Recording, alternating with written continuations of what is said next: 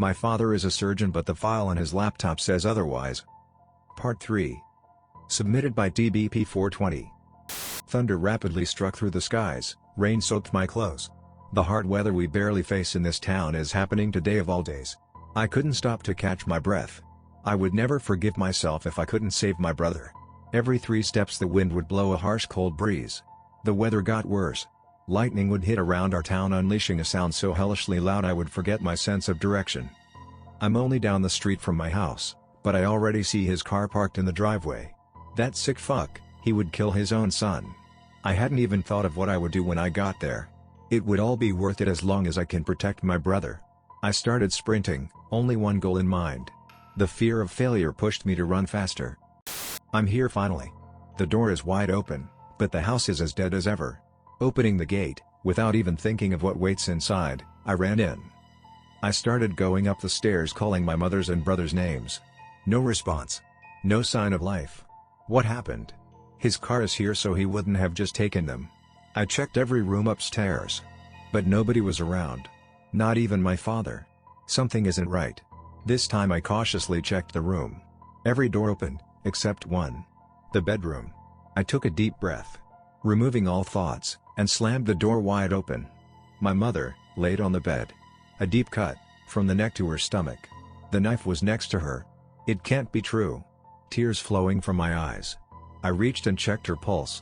It was true, she had died. I couldn't keep my composure and started yelling my father's name. How could he? Where did he take my brother? My life no longer matters. It's no longer just for the kid. No punishment in hell could be enough for this man. In my mother's hand was a note. 3 words written in her blood. I love you. I grabbed my phone and called emergency services. 10 minutes later, they had arrived and saw the horror that the man I call my father had done. A detective also arrived on the scene, took some evidence and began questioning me. Tears still came from my eyes. I had lost all hope. I had no way of finding him now. I just had to rely on the cops. The detective, who I found out later was called Adam, was the only one assigned for the job of finding my father. He gave me his phone number and told me we would keep in touch regarding this whole thing. The ambulance took my mother to the hospital, asked if I needed a ride. I declined, just wanting vengeance. When suddenly, I heard static. It was coming from my phone. Thinking I accidentally called someone, as I was about to hang up, I heard a voice. The phone number was unknown. The man started laughing, and as soon as he did, I knew it was him. Hee, how you doing, champ? He asked me. I tried pressing the hang-up button, but it didn't work, nothing did. Just so you know, I wouldn't count on the cops. Oh, and, someone is here to see you. Muffled screams of my brother filled my head. He was begging for help. You fucking asshole, where are you? I yelled at him. He hung up. The app where I could see whatever he uploaded deleted itself in front of my eyes. Lost, dazed and confused, I was ready to give up. I had no leads now. Soaking wet, I walked back to my friend's house. There was nothing left for me here. After a few questions, I just lay back to the bed they set for me. That night I cried myself to sleep. Thinking about my life before this, about my mother and brother. I didn't save them in time. It's all my fault. If I hadn't seen the shit he had, we'd all be alive. That morning, still crying, I checked the comments.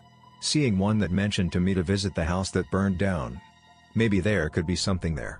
I packed all my essential belongings. Not expecting to survive the next encounter, knowing that my father won't forget me. He wants me dead. I brought a flashlight, a pocket knife, some food and my phone. Looking up the address, it was relatively close. And so I hugged my friend and said my goodbyes. As sad as it is, I'd rather die trying to avenge all the people that suffered from my father than live. If I'm dying, I'm taking him down with me. The entire walk there was thoughts of failure. There is nobody to blame other than me. Once I got there, it was all just remnants of what used to be a house.